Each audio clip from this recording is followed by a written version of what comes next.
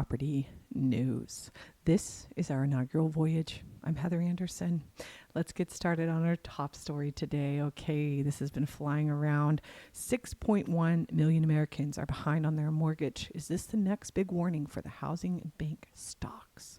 How long can this party last? What does this mean? Patrick David weighed in. So did a lot of other influencers. 6.1 million Americans behind on their mortgage, the highest in 20 years. Brace for impact. Well, we look at our Reddit community, and this guy, this top contributor, said this is a multifamily. Single family is less than 2% delinquent, which is below normal. He quoted an article here we'll look at in a minute from MBA, Mortgage Bankers Association. This is saying, hey, this is multifamily. Graph is multifamily, not single family. By the way, I can't tell what graph that is. I can't read it. I have no idea where it's from. I don't know, but I don't know about you, but I can't really read that. And then I went down a few more. I found this article from Freddie Mac. Okay, seems to be absolute BS. Who knows what's real? What isn't real? So we go to this Freddie Mac article, as you can see, and then it says, in terms of mortgage performance, according to the Mortgage Bankers Association, which is that MBA link from earlier, which we'll hit next, delinquency survey, a seasonally adjusted 3.92%, almost 4% of outstanding mortgage debt was in some stage of delinquency as in quarter 3, 2024, down 5 basis points from quarter 2, 2024, but up 30 basis points year over year. Loans 30 days delinquent decreased 14 basis points from 2.26%. Okay, blah, blah, blah, right? Loans in foreclosure increased 2 basis points from last quarter to 0.45% in quarter 3 and decreased 4 basis points year over year. In terms of seriously delinquent loans, 90 days or more past due or in foreclosure, the overall share increased from 1.43% in quarter 2 to 1.55%. In quarter 3, we're up 3 basis points in quarter 3 the year before. Okay, so let's look at this chart they're referring to. Does that sound like mud to you? Clear as mud? Here's this chart they're referring. So all loans is purple. Let's just keep it simple and do that because the rest is conventional, FHA and VA. You can see FHA is out of control in COVID here. See, this is the COVID stuff. So purple, let's just see this purple line of delinquencies. We want this to be low, and let's just scroll our mouse over. It looks like we were at that COVID mark, but you can still see we're still the best we've been, you see, pretty much of low, and it looks like it's ticking up, which people are thinking, okay, we're having another cycle, but who knows? And by the way, this is just 2005 to present year data. When you look at charts, it's only 20 years of data, which is not that much, to be honest, but let's look at that Mortgage Bankers Association MBA article mentioned in the Reddit thread there. Mortgage delinquencies increase in fourth quarter. So their comment is a little less, the sky is falling, like this comment. You can see these headlines. We all know they have a different, whatever they're trying to sell you is different tagline. But this was in February. The delinquency rate for mortgage loans on 1 to 4 unit residential properties, that's just residential, increased to a seasonally adjusted rate of 3.4%. So we already read that. The delinquency rate was up 6 basis points from the third quarter and up 10 basis points from a year ago. The percentage of loan on which foreclosure actions were started in the fourth quarter rose by 1 basis point to 0.15%. So by the way, what is a basis point? You hear this term a lot in the mortgage world. 1/100 of 1% used chiefly, I like that word, in expressing differences of interest rates. So if you look at this chart, 1 basis point, BPS, sometimes is BIPS, is what the mortgage term, it's what the cool kids in the lending industry will call it. You can see 0.01%. So this company said, remember, I said 1 basis point, 0.15% is what they're saying. It doesn't quite match up. That would be 10 basis points or 15 basis points, actually. So I think this is incorrect. 1 basis point or 0.15%. According to this, it should be 15 basis points, not 1. Okay. So mortgage lenders out there, I'm sure you'll let me know if I have that incorrect, but hey, I'm just looking at the chart and reading that other thing, and it doesn't match.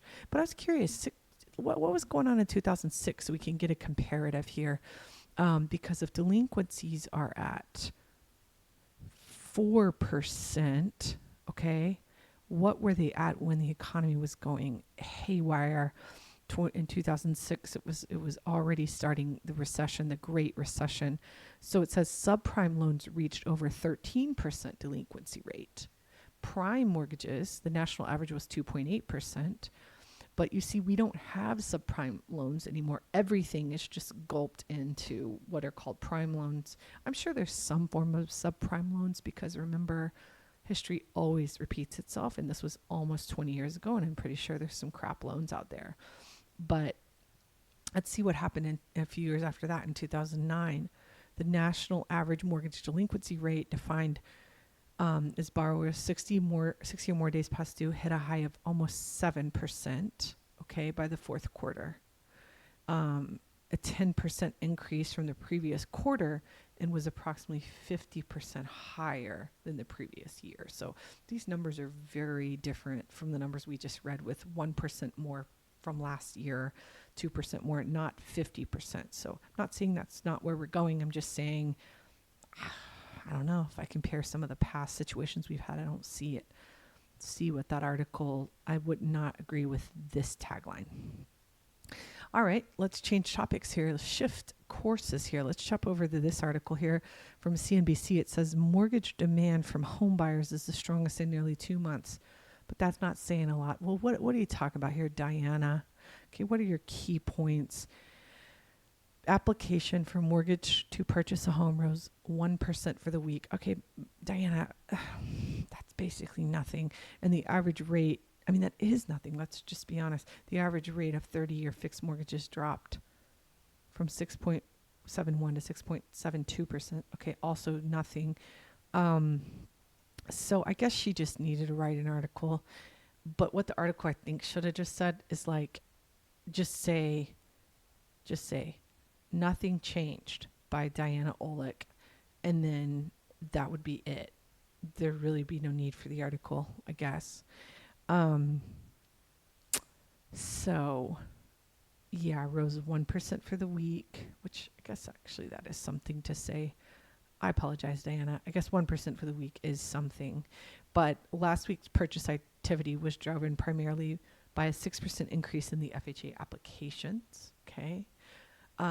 Applications to refinance a home loan did decrease 5% from the previous week. So I guess 5% a week is a lot. I don't know. Maybe it is. I'm not sure. What do you think? Well, let's check over this news that we have, this rental property news about Rocket Companies. So Rocket Companies is a big company. They are a publicly traded company. They are set to acquire Mr. Cooper Group, okay? In a $9.4 billion all stock deal. Wow. Creating a mortgage giant that will service 1 in every 6 U.S. home loans. That sounds like a lot. The combined company will manage $2.1 trillion in a loan portfolio across nearly 10 million clients. With recent pushes into AI and real estate services, including a separate deal to acquire Redfin, Rocket is doubling down on end-to-end home ownership and infrastructure, becoming the real estate giant. Holy cow. Let's take a look at, by the way, what is $1 trillion? Remember, they have 2.1 trillion. So $1 trillion is equivalent to 1,000 billion, or $1 million multiplied by $1 million. So remember, a million has 6 zeros, $1 trillion has 12 zeros. A million million. Holy cow. And Rocket Companies, they said it's an all stock deal. I don't know if that means, I guess that means Mr. Cooper's getting Rocket stock. Looks like Rocket, RKT is the ticker. I did that all time. It looks like they went IPO. Oh, did they go IPO in COVID? Damn. 9/2020. Yeah. And then they've basically never got back to their IPO amount. It looks like, if I'm reading this right. Yeah. Well, I mean, I guess they did. Looks like they're open. Yeah, they're open that day was 28. I guess they did, but then they lost it again. Look at that rocket. And they're now at like, let's see what they're at now. 1283-ish. Well, all right. Check that, follow that stock. I know I will. And by the way, I also read, so in this issue, this says, is it 2012 all over again? Okay.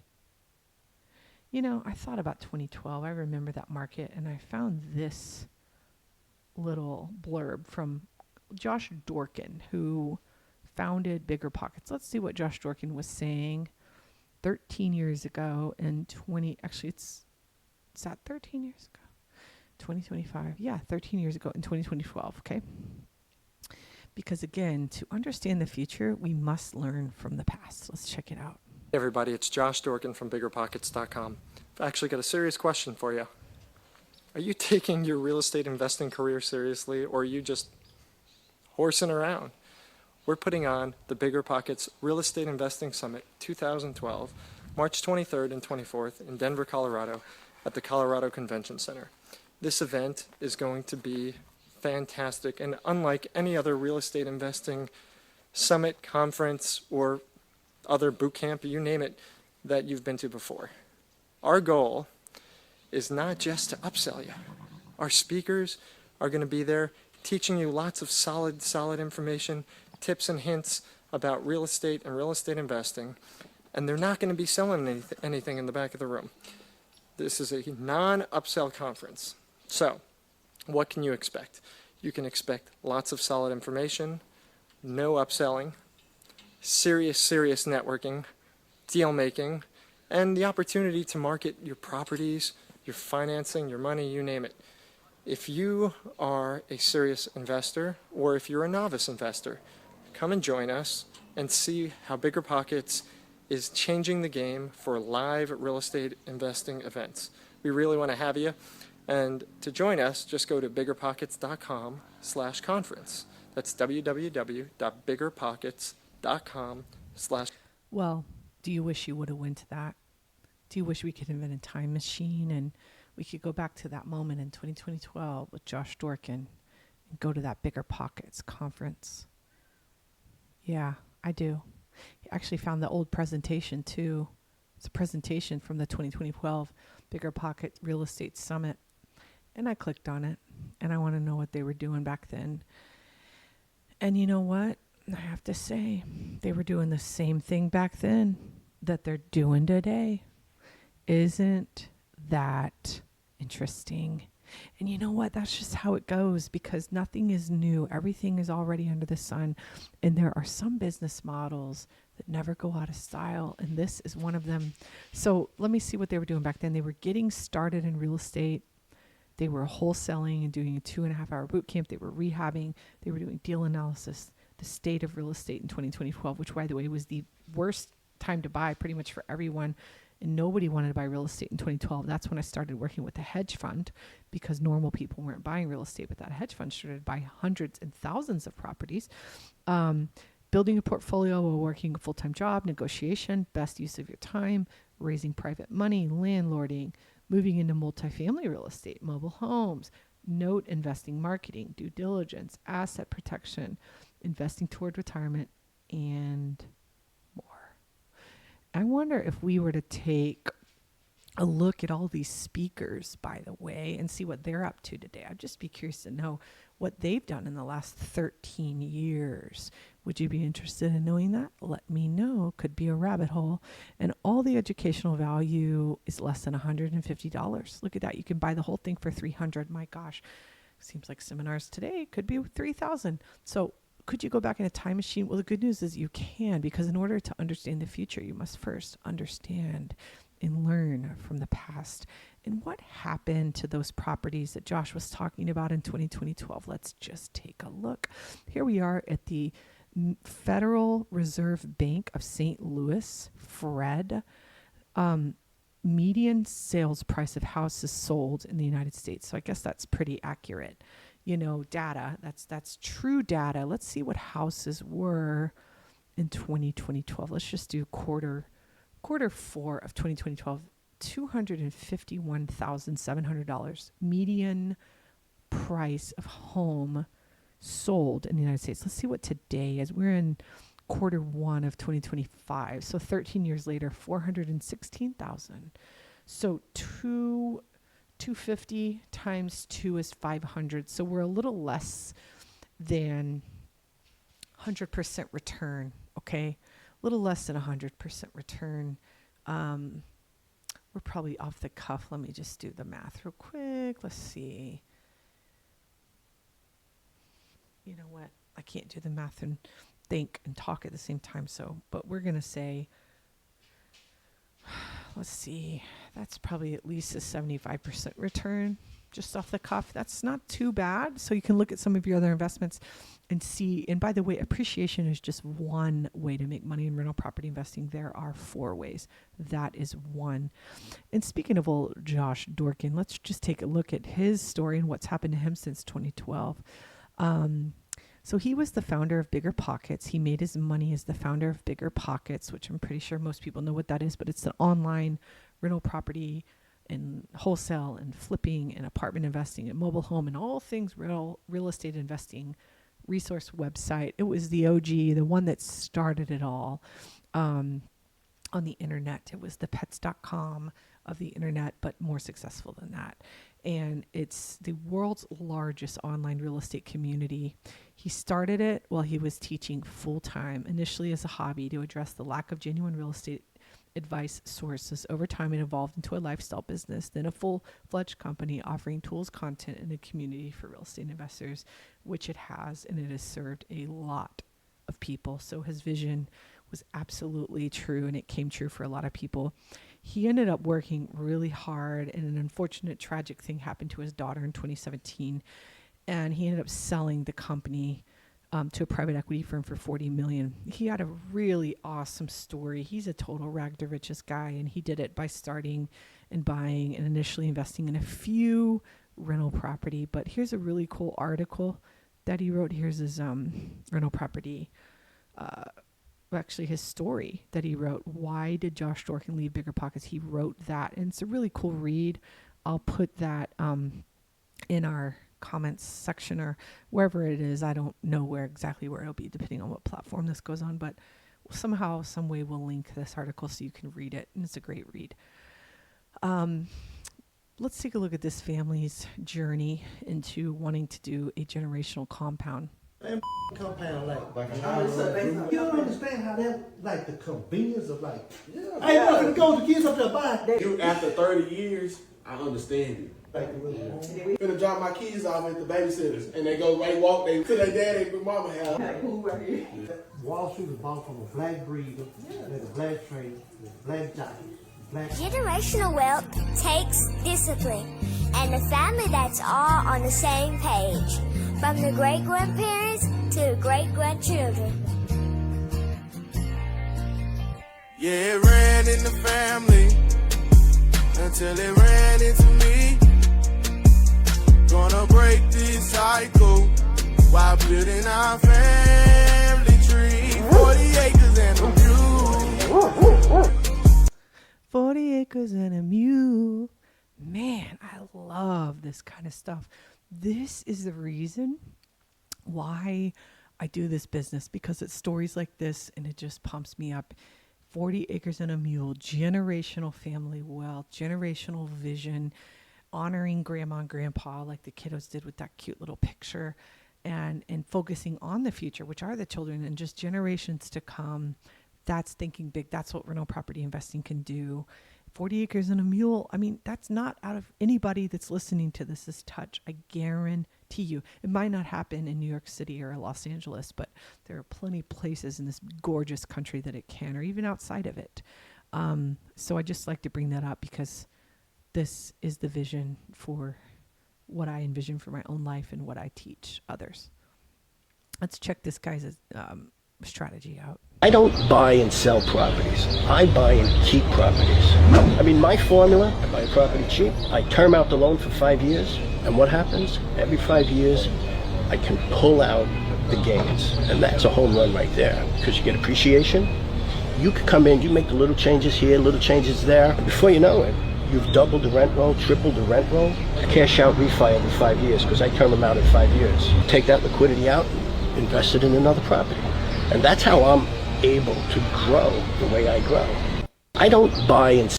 All right, what does that mean? I term out the loan every 5 years. Let's look at a mortgage calculator and figure that out.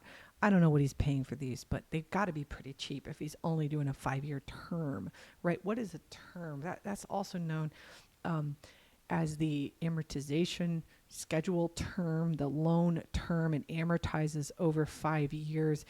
Car loans do this. This is a common 5-year car loan term. House loans, remember, typically are 30 years. 15's a stretch. So let's say he's buying these homes at $60,000. Where can you get a $60,000 home in 2025? I don't know. I'm sure there's a place. $20,000. 5 year, 20% down, 5 years. Let's say his interest rate's that. I also don't know how old this video is, but we're not going to worry about taxes and insurance right now. We're just going to look at the monthly payment. So we're going to uncheck that because we just want to see what that monthly payment is. Okay.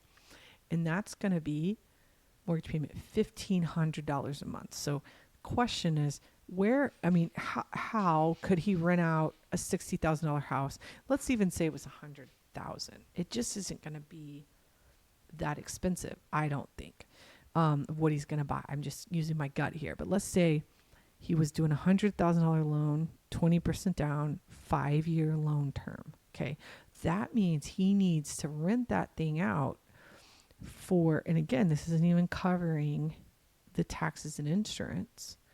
But that just the principal and interest is $1,572. Okay. So by the time you do add the taxes and insurance, probably going to be at least, if you're in the Dallas, Texas area, you're probably looking at that. Okay. At least $2,000 a month. Okay. And then you have vacancy, property management. He's probably the property manager. He probably finds a tenant, but still that's saying you're going to turn $100,000 rental into a $2,000 or $100,000 house into a $2,000 rental. That's a tall order. So I don't know how the math works on that. I know he does. I don't. Who knows what he's doing? Maybe he's buying super distressed properties and able to do it like that. Maybe he's renting to D tenants. I'm not sure, but I wanted to run the numbers and tell you what term means. So I've mentioned already on a few times, in order to learn about our future, we must first learn from the past. So let's look what happened on this day in history, May 1st. It took us to 1926. That's about 100 years ago, 99 to be exact. Ford factory workers get 40-hour work week. Oh boy. Now, this was an improvement for them because they had very horrible working conditions. And I think at that point, unions were very valuable and needed to happen. We all don't enjoy this 40-hour, 5-day-a-week work week that we have today, do we? So we have Ford to thank for that 99 years ago, which again, it had its purpose then. What does the next 99 years look like for work? I think none of us want a 5-day, 40-hour week. We want, I'm always a big fan of the 3-day work week personally. I always think I'll work until I die. I just want to do the work I want to do, and I don't want to get burnt out. Like our bigger pockets friend, and I have been, and it totally sucks. So I also thought it was interesting that actually before 1926, in 1914, Henry Ford offered a $5 wage per 8-hour work day. Okay. And that's the thing. It says the news shocked the industry. At the time, $5 was nearly double the average auto worker. So I was just curious, what is that today? What is $5 in 1914? to 2025, it's $157 a day. So, and is that minimum wage? That was my next question. Well, no, minimum wage for an 8-hour workday in 2025 is $58 a day. So that was nearly 3 times the minimum wage in 1914 than what minimum wage workers make today. But, you know, who knows? Working conditions and things were different. And I don't want to get into political debate because I'm not educated enough to fully debate what minimum wage means, and what it means for macro and microeconomics. But it did say this turned out to be a stroke of brilliance, immediately boasting productivity along the assembly line and building a sense of company, loyalty, and pride among Ford workers. So I also found this article about, this was also from 2013, so about 12 years ago. And it says, this is what 222 years of interest rates look like, a big problem for people wanting to rental property invest their interest rates, which I understand the numbers have to work. But it's always about what are rates, what are rates, what are rates. But again, to learn about the future, we must first look at the past. All right. Well, we like to look at long-term history because it gives us a better sense of what's happening in the present. The conclusion from here is that our 32-year declining rate cycle, or bull market for bonds, appears to be coming to an end. Remember, this was in 2013. 2013 was the turnaround of the recession. We definitely hit, I believe the pit was in 2012, and we are now in 2025. The cycles, historically, interest rate cycles have been long, from 22 to 36 years, as you can see on the chart. Reversals from rising rate cycles to falling rate cycles have been very sharp, inverted V affairs, as you see in 1981 and in 1920. The reversals from falling rate cycles to rising rate cycles have been very different. They've been multi-year, long-term, saucer-like affairs, and we suspect it's because each of those periods has encountered deflationary pressures. If you look back to 1946, that was the beginning of the last rising rate cycle, and it actually started 14 years after the 1932 equity bear market low. So that's rather extraordinary. At the moment, what you see for the first time in our 32-year cycle is a higher low being registered there by the 30-year bond. And if this is a year-end plot, so by year-end we suspect that line is going to rise somewhere close to 4%. We're about in 3.8 right now. So it's the first higher, suggesting that as rate what we're recommending from the long. So essentially, interest rate cycles are roughly generational, maybe 22 to 32 years. And the question is, you're asking it very succinctly, as you always do, how long will this cycle last? And it appears that it is over. So, Louise, let's put on our fortune teller hat. You and I meet 25 years from now. Let's hope that we're both still doing this, right? Or maybe not. But we meet again and we look back. What will the next 25 years then look like for us? How will we look back at this period to come? Well, I think that we have to be prepared for another rising rate cycle, the way we saw from 1946 to 1981. And I think it's important for traders. First of all, many of the young participants in the markets today have never experienced a rising rate cycle, and you can see from here that it's very different. Every pullback in rates from 1946 to 81 failed to fall below the prior pullback, whereas we've seen just the opposite from 1981 to current period. So even traders should understand where they are in the long-term structural trend. For our bull market in bonds, every pullback in or every kickback in rates was a buying opportunity for bonds over 32 years. That's going to change and reverse, and it's going to become much more of a trading market. Wow, and so the 200-year average is about 5.18%. If you put a line right there at the average time, do you believe that we will get anywhere near that 200-year average over the next couple of years? I think it might be difficult to get that far in a couple of years, but that's really going to depend on how much we struggle continuingly with any deflationary pressures. I think it's a little difficult to say. I don't think we're going to rush back up there. On the other hand, you had an incredible drop from just under 5% to under 3%. You could have a snapback rally just as quickly. So Luis was right. We didn't get that close to 5.81 that quick after 2013. It actually took us quite a while. And we're here now pretty much. We're a little higher than that 200-year average. But the good news is we're not at 14 and 15 and 18% like they were in the 80s. Hope you enjoyed our inaugural voyage. Thank you for buying a ticket of listening. We'll see you soon. This is Heather Anderson signing off.